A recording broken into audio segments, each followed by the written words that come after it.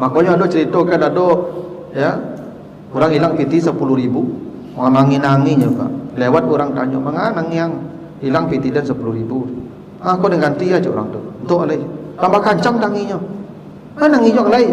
Ya kau nak hilang kan 20 dari itu." Aduh, nak kikir. Itu gelisah. Karena dia kikir tadi. Itu karena dia tak tahu di situ punya orang. Sebenarnya yang dicuri orang itu punya ibu itu, dan boleh jadi itu punya dia sebetulnya yang singgah di tangan kita. So, ambil lagi Allah, ambil lagi. Makanya Bapak Ibu, orang yang merasa dalam hartanya itu punya orang, kalau hilang dia tidak masalah, mungkin punya dia itu, ambillah. Usaha dia jual sesuatu yang mungkin tidak bernilai. Orang itu namanya mahrum. Orang yang menjaga kehormatan dirinya dari meminta-minta. Karena meminta-minta itu bukan sesuatu yang mengatakan kalau ada orang meminta-minta jadi pengemis, diberi, tidak diberi, nanti di hari kiamat dibangkitkan Allah dalam bentuk wajahnya tanpa daging, kata Nabi. Jadi pengemis itu tidak sesuatu yang baik. Kalau ada orang mengemis, kasih asail namanya. Tapi ada orang tidak mau mengemis, dia menjual sesuatu, maka belilah. Kenapa dibuat orang ranum Pak? Tak lama pisangku dimakan lepak lah, kelewat apa masaknya. Tapi balilah pisangnya tu Ibu Pak, bali. Apa masih dakah inyo? Inyo tak mau minta lepaknya jual sesuatu bali. Walaupun apa tak kamu makan pisang tu agian beko ke kambing.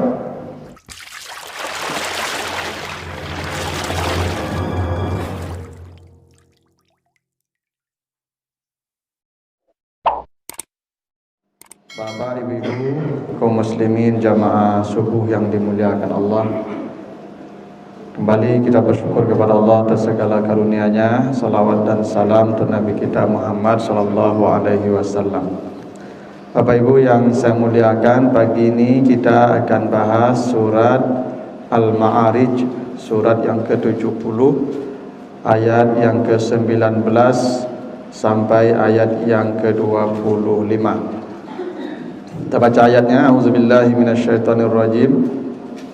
Innal insana khuliqa halu'a iza massahu syarru jazu'a wa iza massahul khairu manu'a illal musallin allazina hum ala salatihim daimun wallazina fi amwalihim haqqum ma'lum lis-sa'ili wal mahrum. Artinya, sesungguhnya manusia diciptakan dalam keadaan berkeluh kesah. Apabila dia ditimpa sesuatu yang buruk, maka dia bergoncang. Apabila dia ditimpa kebaikan, kekayaan, kenikmatan, maka dia menjadi kikir. Kecuali orang yang salat, yang salatnya berkekalan, dan orang yang selalu mengeluarkan hak orang lain dari hartanya kepada para peminta atau kepada orang yang tidak meminta. Nah, itulah arti sederhananya surat Al-Ma'arij ayat 19 sampai ayat yang ke-25. Tadi kata Allah Bapak Ibu di awal ayat ini, sesungguhnya manusia diciptakan Allah halu'a. Halu'a itu artinya selalu berkeluh kesah. Manusia itu tidak pernah menikmati, tidak pernah merasa nyaman apapun keadaannya, walaupun keadaan itu dia yang minta sendiri. Dia minta satu keadaan, ketika Allah tempatkan dia di keadaan tersebut, dia pun merasa tidak nyaman juga. Itu namanya halu'ah. Selalu manusia ini tidak pernah merasakan nyaman di satu keadaan. Ingin berpindah ke keadaan lain, kalaupun diberikan, tidak nyaman lagi di keadaan itu. Itu halu'ah. Dulu Bapak Ibu misalnya ketika sekolah atau kuliah, yo sabana tidak nyaman lah Pak. Tugas banyak, nengka dibaca banyak, perintah banyak. Ingin segera selesai kuliah kau.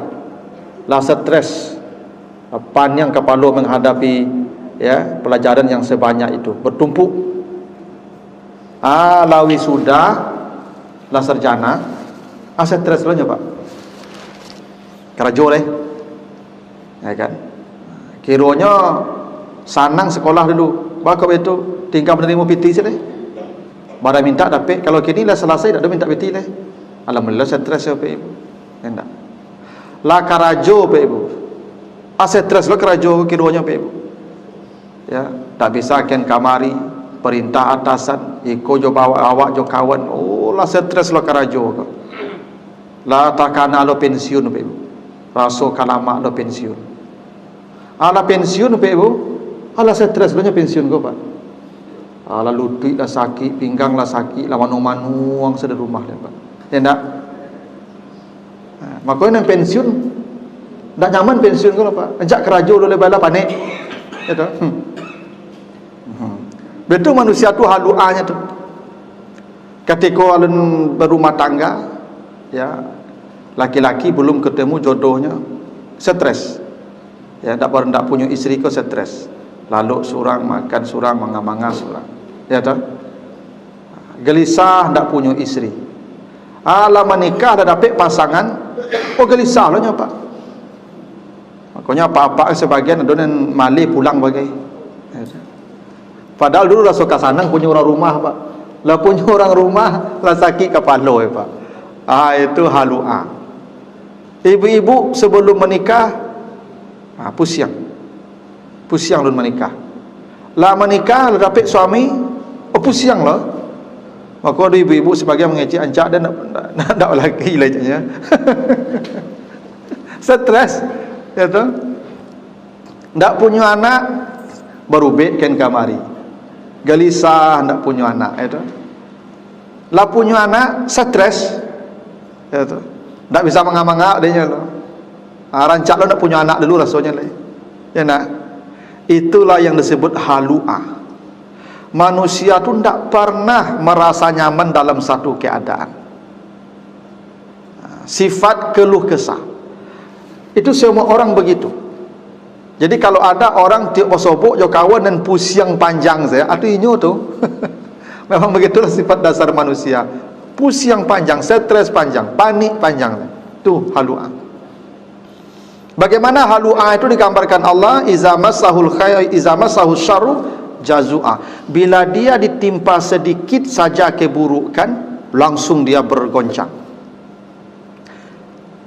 Dia tidak ditimpa keburukan, bukan asabahus syarru, tapi massa. Massa itu artinya Ibu, sentuhan yang sedikit, ringan, cepat. Kalau asabah diampuan kinya, itu asabah namanya. Kalau massa sentuhan yang tipis. Sentuhan itu ada dua, ada sentuhan yang berat namanya lamasa. Itu makanya yang membatalkan wudu misalnya di surat An-Nisa 43 itu aula mastumun nisa, atau kamu menyentuh perempuan. Ya, membatalkan wudu menyentuh di sana itu sentuhannya agak lama, paci. Itu namanya lamasa. Sentuhan berat batal wudu. Jadi kalau misalnya ibu dengan saya masuk masjid, saya keluar, ibu masuk, kita sama-sama wudu, bersentuhan sekilas saja tuh, bersentuhan sambil lewat saja, tidak batal tuh. Karena bahasanya bukan masa lamasa. Begitu sederhananya artinya. Lamasa itu sentuhan berat. Tapi kalau masa sentuhan tipis, ringan, cepat. Ada orang ditimpa musibah, ditimpa kesulitan sedikit saja, langsung dia goncang. Lupa dia nikmat puluhan tahun hanya karena sedikit dikasihkan masalah. Itu halu'ahnya manusia itu. Padahal dia sudah berpuluh-puluh tahun senang, sehat berpuluh-puluh tahun, sakit lutut saja baru 2 hari baru lah hebohnya Pak. Itu lupa dia sehat yang puluhan tahun itu. Itu makanya dalam surat Shad ayat 44 Nabi Ayub dipuji Allah sebagai manusia paling sabar. Ya, inna wajadnahu sabiran ni'mal abdu innahu awwab. Nabi Ayub itu yang paling baik kata Allah. Yang paling baik manusianya Nabi Ayub. Itu makanya kita nanti di sorga kata Nabi, perilaku kita seperti perilaku Nabi Ayub.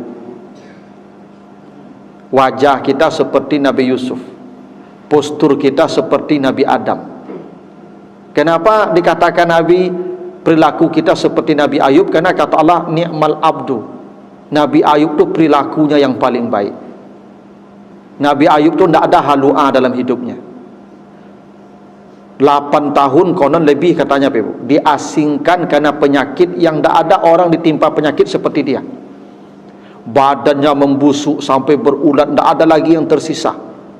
Kekayaan sudah habis, anak sudah mati, istri pun sudah meninggalkan kita semua. Kita diisolasi selama bertahun-tahun tanpa kontak dengan manusia. Tapi kata Nabi Ayub apa? Wa anta arhamur rahimin. Ya Allah, Engkau yang paling penyayang. Tak pernah Nabi Ayub de ba'a lakok modeko banambo de bilu laka sudah kan. Itu namanya ya ni'mal abdu. Nah, manusia yang lain tak, sedikit saja ditimpa susah jazu'ah, langsung dia bergejolak. Lupa dia nikmat bertahun-tahun yang dia terima itu. Itu sifat asli manusia. Iza massahul khairu manu'a, kalau dia ditimpa sehat, ditimpa kaya, kikirnya datang kata Allah. Jadi sifat manusia itu kalaulah sehat, sehatnya, ya tak? Kayonya, kikik tipu langsung. Jadi orang kikik kok pak ketika sehat jo kayo. Itu makanya Nabi ditanya, ya Rasulullah, ayus sadaqati a'zam. Ya Rasulullah, apa sedekah yang paling besar nilainya? Kata Nabi, anta saddaka wa anta sahihun. Sedekah yang paling besar itu adalah ketika engkau sehat. Jadi sedekah yang paling besar nilainya kata Nabi ketika sehat. Bagok ketika sehat sedekah paling gadang, karena ketika sehat kiki tibo manua. Sifat kiki ko pak ketika sehat, pak ketika sehat harato ko paguno pak. Nampak gunung harato ketika sehat. Lah sakit harato ko tak paguno le pak. Itu makanya bersedekah ketika sakit Allah tidak menilai. Kenapa? Memang tak paguno le. Itu dia gian selai tak paguno le. Ya, apa buktinya ketika sakit tak paguno harato Pak Ibu? Dulu awak ketika di kampung Pak Ibu dah tahu Pak Ibu kalau ambo itu dulu tu. Awak kan makan ayam ko kalau ndak awak sakit, ayam sakit. Sakit ayam, dabi ayam. Ya, atau awak sakit. Ketika sakit itu lah 3 hari tak makan kecik amat ke makanan ndak. Bi api ayam ya. Bi makan awak. Badabi ayam tu apa? Kaja ayam. Dia adik suruh kaja ayam tu si kuat. Kaja kan sepanjang negari nyu kaja tu mah. Kalau ndapi ayam ko berhenti mengajar itu. Kasamaknya kaja be ko tu mah. Ba ko semangat adik kau ngajar kan nyo ke makan be ko tu yo.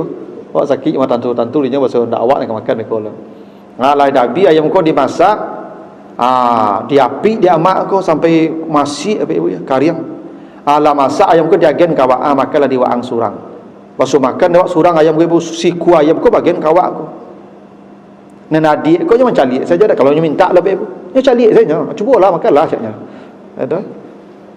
Begitu tak makan saketik tak makan pahit rasanya ayam ko. Ya ndak? Ndak ayam yang pahit lah selera pahit. Kecik awak kadik tadi makan selah di waang lain. Tak betul? Tu makok ketika sakit dak bernilai sedekah lo. Ketika sakit dak ada nio le pe ibu. Tu yo bagian sekurang le. Cula sehat tu pak hilang ayam ko langsung nak bagi-bagi lah. Kena. Itulah kenapa sedekah yang paling besar kata Nabi ketika sehat. Kenapa? Karena sifat manusia tu iza massahul khairu manu'a. Bila dia ditimpa kebaikan, sehat dia, kaya dia, sifat kikirnya muncul. Siapa yang tidak halua tadi? Siapa yang ketika masalah datang tak berkeluh kesah? Ketika kayu sehat datang tak kikir? Illal musallin. Kecuali orang yang salat tapi tidak titik sampai di situ. Tak semua orang yang salat. Siapa yang orang yang salat yang tidak akan halua? Orang yang salatnya daimun. Kata Allah, orang yang salat mereka itu berkekalan terus. Jadi ada orang salat kata Allah 24 jam salat tidak berhenti. Itulah orang yang terhindar dari sifat halua tadi. Ketika susah dia tidak berkeluh kesah, ketika kaya dia tidak kikir. Orang yang salatnya terus menerus. Ustaz, bahas semayang tori menawi Ustaz, awak kan makan bagai, kan lalu bagai, kan mencari bagai. Mana cara salatnya daimun? Gini Bapak Ibu, salat yang kita kerjakan ini, subuh 2 rakaat ini, itu hanyalah mesin starter menghidupkan mesin zikir. Salat tidak boleh berhenti ketika Assalamualaikum.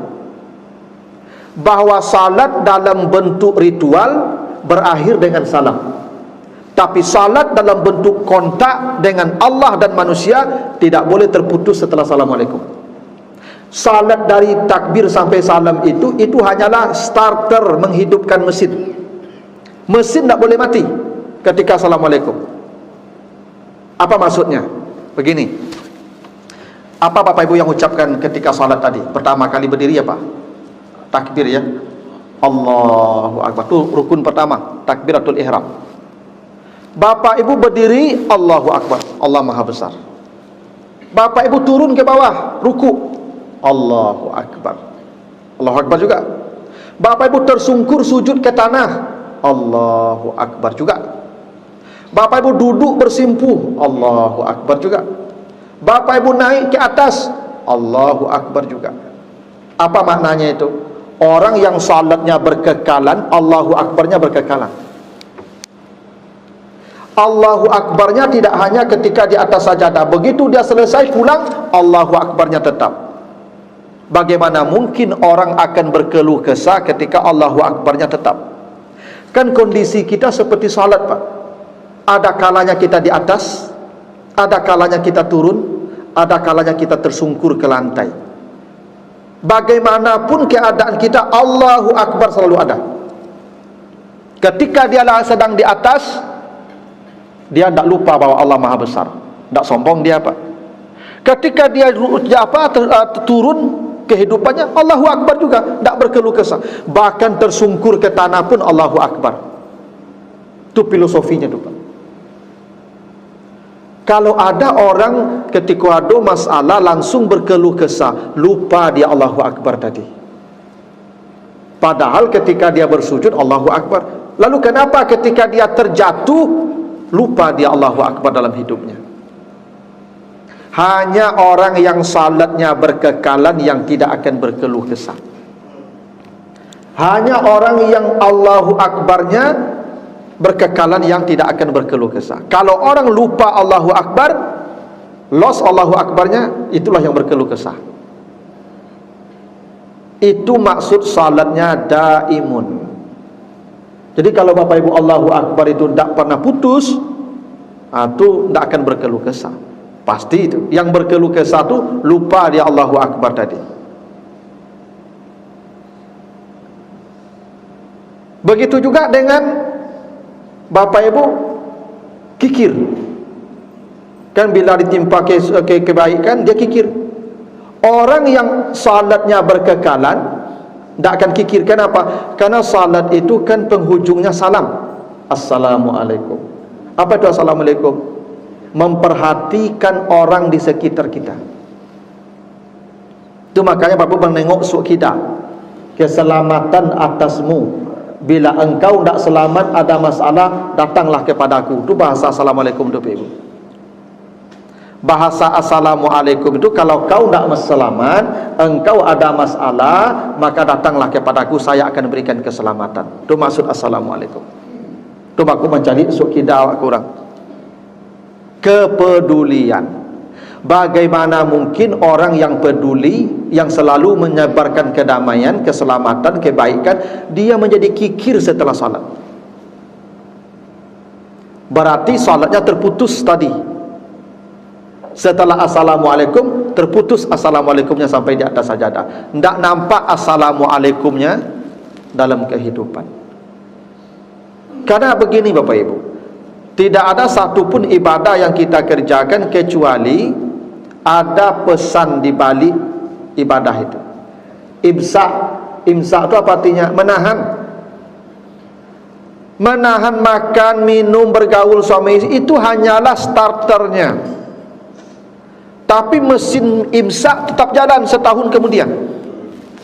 Itu makanya banyak orang puasa tapi yang dapat haus lapar. Kenapa? Imsaknya mati ketika Idul Fitri. Setelah Idul Fitri, yang punya orang nyambi je, dan tak punya nyonya lambui je. Pak. Itu imsaknya gagal tu, Pak. Orang kalau imsaknya terus berjalan sampai setahun ke depan, tidak akan mengambil. Jangankan yang punya orang yang jelas haram, yang subhat, yang boleh pun dia tahan juga. Kan Bapak Ibu, kita menahan makan minum itu kan bukan dari yang haram.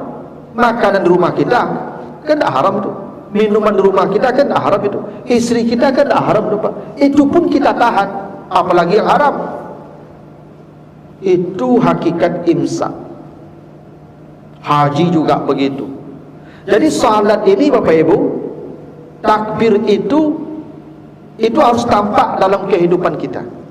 Kalau ada orang setiap ada masalah mengeluh, curhat panjang, lupa dia Allahu Akbar. Karena ada orang sekarang Ibu setiap ada masalah curhat di medsos langsung. Ya tak? Ibu-ibu yang banyak meletup ini itu. Cakap je suami, langsung update statusnya. Ya tak?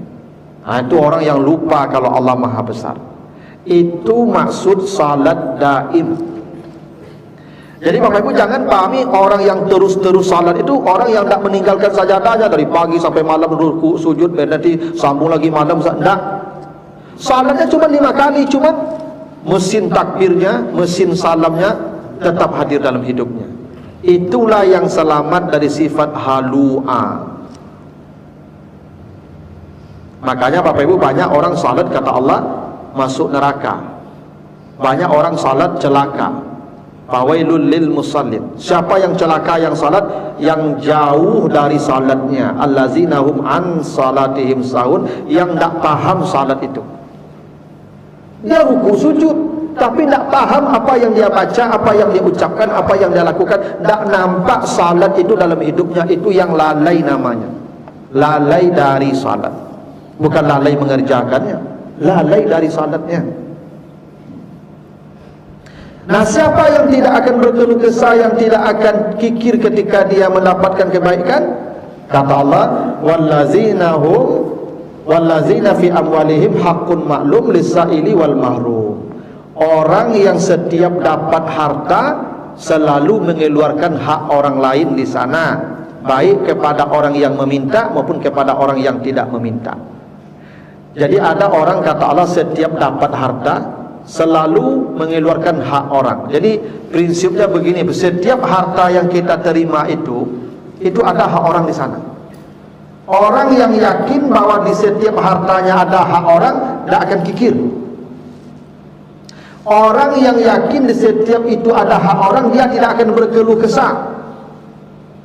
Begini Ibu, orang yang kikir dan berkeluh kesah itu orang yang apa? Orang yang berkeluh kesah, orang kikir itu Ibu, orang yang kata Allah allazi jama'a malahu wa adadah. Orang yang hatinya berpenyakit, yang hanya kerjanya mengumpul, menumpuk, menghitung. Inilah ibu bapak, kalau ada ibu hilang pitinya misalnya 10 juta, hebohnya, menanginya. Kenapa? Karena ada potensi kikir tu. Orang kalau nak kikir Pak, hilang pitinya, dia mengatakan itu bukan hilang, itu yang punya saya. Kenapa? Diciluk orang piti ibu, yang diciluk orang itu sebenarnya yang piti ibu. Itu yang piti ibu. Itu kalau orang tak kikik begitu. Kalau orang kikik cuma rawang-rawang tu Pak. Makanya ada ceritakan ada ya, orang hilang piti 10.000, nangis-nangisnya Pak. Lewat orang tanya, "Menganang yang hilang piti dan 10.000?" Aku dengan ganti aja orang tu. Untuk alai. Tambah kancang tanginya. Nangis jok alai. Yo kau nak hilangkan 20 dari itu je. Aduh, nak kikik je tu. Jadi orang itu gelisah karena dia kikir tadi. Itu karena dia tak tahu di situ punya orang. Sebenarnya yang dicuri orang itu punya ibu itu. Dan boleh jadi itu punya dia sebetulnya yang singgah di tangan kita. So, ambil lagi Allah, ambil lagi. Makanya Bapak Ibu, orang yang merasa dalam hartanya itu punya orang, kalau hilang dia tidak masalah, mungkin punya dia itu, ambillah. Makanya Nabi Ibrahim itu Bapak Ibu diceritakan kalau makan tidak pernah sendiri seumur hidup. Nabi Ibrahim tu Pak selalu makan dengan orang. Karena dia kalau dapat makanan dia selalu yakin di situ ada punya orang. Makanya Nabi Ibrahim itu kadang berjalan sampai 3 mil mencari orang ke makan dia. Kalau ada makanan di rumah Nabi Ibrahim itu Ibu, kadang 3 mil dia mencari kawan untuk makan. Tak mau dia makan sendiri. Kenapa? Jangan-jangan dia makan punya orang di situ. Maka dicari orang yang akan mengambil hak dia dulu. Setiap Ibrahim dapat makanan, cari kawan makan. Itu beda Ibrahim jawab. Awak lapai orang baru makan awak. Nabi Ibrahim cari orang Pak baru makannya. Itu maka diceritakan di surah Az-Zariyat itu ayat 24 sampai 30. Nabi Ibrahim itu Pak kalau ada makanan, kalau ada tamu ke rumahnya, tidak pernah tamu itu turun dari rumahnya kecuali makan dulu. Alun tamu kau diajak mengecek leh makanan tidak. Itu hebatnya Ibrahim itu. Kenapa? Karena begitulah orang yang hatinya tidak akan berkeluh kesah. Setiap mendapatkan harta, dia selalu mengeluarkan hak orang. Baik kepada yang meminta maupun yang kepada orang tidak meminta. Jadi begini Pak, kadang-kadang kita ini bersedekah. Jangan Bapak Ibu tunggu orang meminta dulu baru kita bersedekah. Ada kalanya sedekah itu kepada orang yang tidak meminta. Ibu kalau membali mentimun, ibu tidak magu mentimun tu, tidak menawar mentimun yang bisa ditawar tu sedekah. Misalnya, para mentimun sekantong Bu 5.000 kecilnya. Ibu bisa menawar 3.000 dan pasti dia mau 3.000. Tapi ibu bayar saja 5.000, yang 2.000 ibu sedekah. Itulah sedekah yang paling ikhlas. Orang yang menerima sedekah kita tidak tahu kalau kita bersedekah ke dia. Kita bisa menawar barangnya, bisa kita tawar, tapi kita tidak menawar, kita bayar langsung. Orang yang suka menawar-nawar itu orang kiki itu Pak. Percayalah kamu. Ada ibu-ibu kok Pak membali sayu sepanjang pasar kau tanya orang lupa. Orang yang suka menawar tu Pak tu pasti orang kikir. Ya walaupun tak sado je lah, kalau ada yang patut ditawar. Kalau membali barang besar nilainya yang jutaan tu tawar lah. Tapi kok membali sayu lidi-lidinya, jangan ditawar je lah ibu. Kau je kecil 2.000 sekabik bayi salah. Jadi tawar lah 3-5 ni. Tak kakayo je dipetik 1.000 tu lalu. Basidakah kayaknya. Kenapa? Itu yang mahrum namanya. Ini tak mau minta-minta kawak loh. Nyo jual sesuatu yang mungkin bagi awak rendah tapi bagi dia bernilai. Bali barangnya tu. Sama ibu-ibu kan ada lewat di bapak lewat kalau bawa kendaraan tu di lampu merah ada orang menjual tisu, ada orang menjual kerupuk. Ya Pak. Bali kerupuknya tu Pak. Walaupun apa tak niu kerupuk Bali. Karena kita membeli barang tu bukan kerana butuh, karena kita ingin bersedekah ke dia. Dia tak mau minta-minta ke kita. Dia berusaha, dia jual sesuatu yang mungkin tak bernilai. Orang itu namanya mahrum. Orang yang menjaga kehormatan dirinya dari meminta-minta. Karena meminta-minta itu bukan sesuatu yang baik. Nabi mengatakan kalau ada orang meminta-minta jadi pengemis, diberi tak diberi, nanti di hari kiamat dibangkitkan Allah dalam bentuk wajahnya tanpa daging, kata Nabi. Jadi pengemis itu tidak sesuatu yang baik. Kalau ada orang mengemis, kasih asail namanya. Tapi ada orang tak mau mengemis, dia menjual sesuatu, maka belilah. Kenapa dibuat ada orang apa-apa menjual pisang yang laranum Pak? Tak lama pisangku dimakan lepak lah kelewat apa masaknya. Tapi Bali lah pisangnya tu ibu Pak, Bali. Apa masih dakah ini? Ini tak mau minta lemaknya jual sesuatu Bali. Walaupun apa tak kamu makan pisang tu agian lekor ke kambing. Dan tak apa-apa bersedekah lo ke kambing. Bersedekah ke kambing maksud iyo kawan-kawan maksud sedekah. Tu ada pelacur kata Nabi masuk surga kerana memberi minum anjing kehausan. Sedekah tu Pak. Tak selalu kita membeli barang tu kerana kita butuh Pak. Ada kalanya kerana kita bersedekah ke dia. Makanya ibu apa kau nampak orang anak-anak menjual sapu lidi, gali sapu lidinya tu. Itu namanya sedekah lil mahrum, kepada orang yang tak meminta-minta. Saya kadang lihat kalau lewat di jalan tu Pak, ada bapak-bapak tu menggendong palanta Pak. Kalau tampik duduk tu Pak. Ada orang menjual tampik duduk dah Pak. Itu nyo gendong Pak, jalan kaki ken kemari curang kadang anyo punya gendong tu Pak tu. Apa nele rumahnya lawe ku abali dah gak cik tampik duduknya tu. Jalan kaki kan pada 150 bali dah. 5 kali latang kok tampik jalan latang salah. Tapi kita membeli itu kerana kita ingin bersedekah ke dia. Itu penting tu Pip. Itu tanda orang yang hidupnya jauh dari sifat halu'ah tadi. Dia suka memberi kepada orang yang meminta atau yang tidak meminta. Jadi Bapak Ibu, kadang-kadang kita ini Bapak Ibu sudahlah ya tidak mau membeli, itu menawar saja. Kadang ada ibu-ibu kok, kata, lah dibuka orang galihnya kok sadonya Pak belanyo kecang kan, dah jadinya balik Pak. Itu keterlaluan tu Pak. Ibu kalau nak kamu balik sudah lewat. Ibu kalau lah membuka barang orang tu, inyo lah harus buat kau balik tu pokoknya buka sado tu mah. Balik dah. Kat cik. Kalau perlu ada butuh menyimpan sedekah hak inyo. Itu cara menghilangkan sifat halu'ah tu.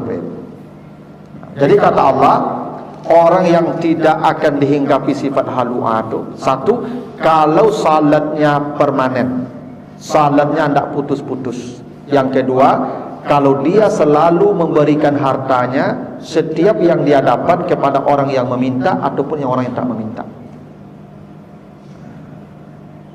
Begitu Bapak Ibu. Nah, kalau begitu kata Allah, ulaika fi jannatin mukramun. Mereka akan dimuliakan Allah kelak di surganya. Itu janji Allah begitu di ayat 35. Nah, begitulah Bapak Ibu ya. Ya, obat agar kita tidak dihinggapi sifat halu'ah tadi. Allah sebut